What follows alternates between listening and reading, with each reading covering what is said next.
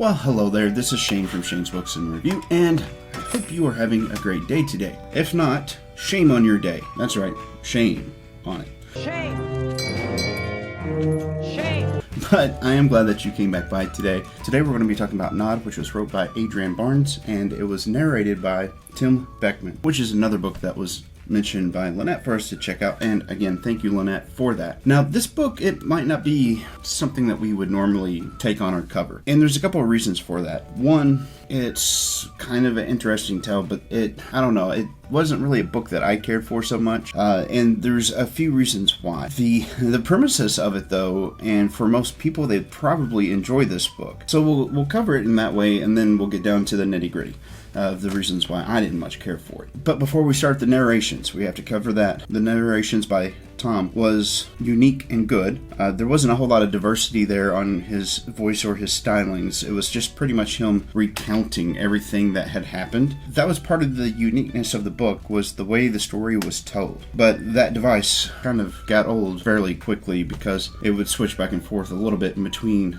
third person and first person, and there really wasn't a whole lot of justification for that. So the premises of the story is just simply enough that people lose the ability to sleep. There's also a few that are able to still sleep. What happens between? Now, as we all know, if you don't sleep within a particular amount of time, the human brain starts to get to the point where it does everything that it can to try to file away the things that have happened during the course of the day, hence the reasons why we all, for the most part, have something called REM sleep. It's so that our brains can do said filing. The things that we've learned to do with our muscles and everything gets stored so that we can do it better the next time that we try to do it. These are all functions of things that happens when we sleep, and that's the reason why we need it here.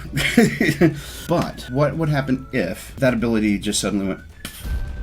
It kind of reminds me of another book that, and I think it was Lynette that recommended this one too. What was the name of that one? Was it the book of? It was the Book of M. That was it. She had recommended that originally, like a year and a half ago. I really enjoyed that. Yeah, it was wrote by Pink Shepherd. It is a phenomenal book, and I encourage you, if you haven't read the Book of M, go check it out because it does have some interesting stuff in it, some interesting concepts. This one, it was a little bit not off-putting, but there wasn't enough detail. There wasn't enough of that stuff that keeps a person interested while they're reading. So the story is, like I said, is what if people can't sleep? What's going to happen? Well, I can tell you that if you don't sleep past 2 days, then you get to the point where you're taking micro naps. Your body and your brain start to really complain about it. And in this book, they get to the point where they're 14 days in. That's just really not very accurate, I don't think. Because from everything that I've read and looked at, I'm not going to source them or cite them, but this is something that kind of fascinates me because I love this sort of an idea, and so I've looked into it myself. But it's like the 5 to 6 day mark is right where the brain goes, no, that's it, and shuts off. So as far as all these things that were happening, if it was maybe done on an accelerated time frame, maybe I would have been more accepting to it. But the idea that people had not slept and were going such a road of psychosis, becoming sociopaths, and all these things that would naturally occur in the human brain without sleep, I can't see them making it that far. I don't see it, because it's beyond being natural. Now, let's get to the other part of that, though.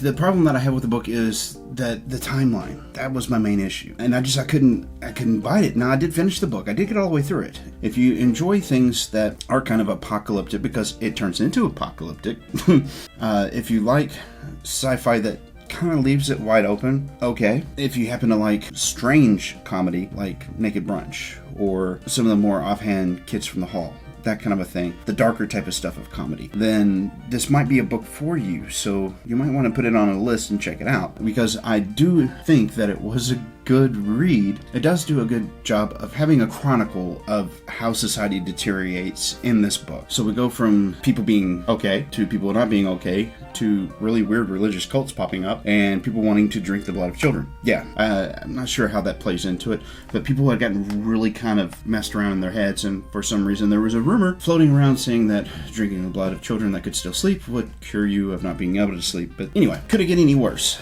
then children being hunted for their blood so that people could sleep. Yeah, I can. And the book does a good job of getting you through this and getting to that point. As far as the way that the book wrapped up, you're either going to love it or you're going to hate it. I'm not sure which. And I'm curious, Lynette, which one did you feel? Did you absolutely like that? Or was it one of those things where no? Personally, I kind of liked the ending. Now, what did this book make me feel? What were some of the things that it extruded from me? Not a lot. I found it really hard to attach to any of the characters, including the main characters. So I didn't really find myself caring. There were some descriptions that were in it that were really neat, like the beach scene. The beach scene, for example, is, I think it was like 2 weeks in, almost a complete 14 days of people not sleeping. The main character was being prevented from sleeping except for 1 hour a day. On the beach, there was this fanciful thing where people were becoming animals. So if I were to be directing a movie and I was recording this as a movie, I would have a hard time at that point not making animations. And I'm talking about like old 1950s cartoon type animations where people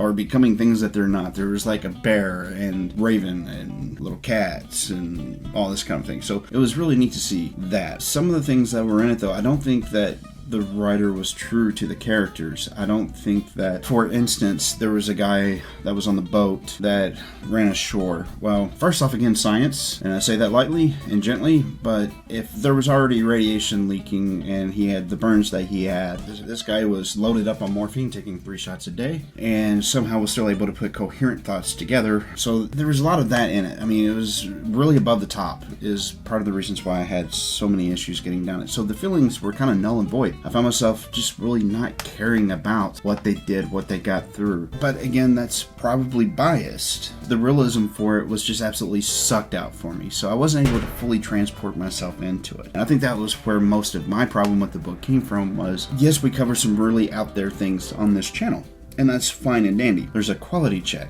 that needs to be had whenever it comes to, can you actually dive into the material and feel what the characters are feeling. There's a thing for writing short stories and making short videos and this sort of a thing where whenever you're going into it, you need to know what the emotion is that you're trying to get your audience to feel. This channel doesn't really have to do with any of that. This is just me and you having a chat about books and you guys giving me some feedback and us incorporating said feedback or looking at the books that you guys let us know about. I love that you guys and gals do that. It's awesome. We don't have that. The story for this channel is just us talking about the books. The two characters were almost narcissistic in the beginning. They weren't really in a good relationship, although they kind of thought they were. They were, on the surface, deeply in love with each other, but as the story moved on, we didn't have enough exposition in the beginning for that link and that bond to form. So we knew that they kind of had this, but then it just all kind of faded away with the story, and we didn't have a big enough hook, or I didn't at least, to start to think, you know what, I really care about these people. I really care if character A and character B get on with each other and love each other, and how are they going to make it through this horrible thing, especially since she can't sleep. No, instead it was, okay, yeah, they love each other, and it was just, there wasn't enough. It wasn't enough to keep me or get me emotionally involved with them. And so that was part of the other reason why I wasn't able to get into it so much. Now, if that kind of a hook isn't important to you, then you'll be fine. So as far as feelings go, there really wasn't a whole lot. I did read it though because there was enough interesting things and descriptions of things that was happening, and sometimes, frankly, some shocking things that kept me going just to see what would happen next. And now, question of the week. Let's say that you find yourself in a situation where that is actually something that's happened. Let's say that for whatever reason there's a sleeping sickness and you find yourself in that world and you're one of the lucky ones you can sleep. What's your go-to plan? I'd love to know. Tell me about it down there. And again, Lynette, I don't want you to think that I'm bashing this or that I'm bashing you. I'm not. I'm putting out there why I don't like this particular book. But I really, to everybody that's still watching, I think that if you do like that sort of a story, you'll probably like the book. It's just myself, I didn't. So, with the question of the week out of the way, let's just go ahead and put a break on it. Quite frankly, I haven't been feeling well. If the video comes out making any kind of sense whatsoever, we all need to applaud Zach, because Zach is awesome. I really like some of the edits that he's done here lately. If you have any book recommendations that you would like to make, feel free to do it down there in the comments section. And with that out of the way completely, let's just get that out of there. Thank you so much for watching. It means a lot to us. I'm Shane. This is Shane's Books and Review. Thank you for making us what we are, and I will see you in the next video. Oh, by the way, there's these things over there. YouTube wants you to see one. That one, I think. No? That one? Which one?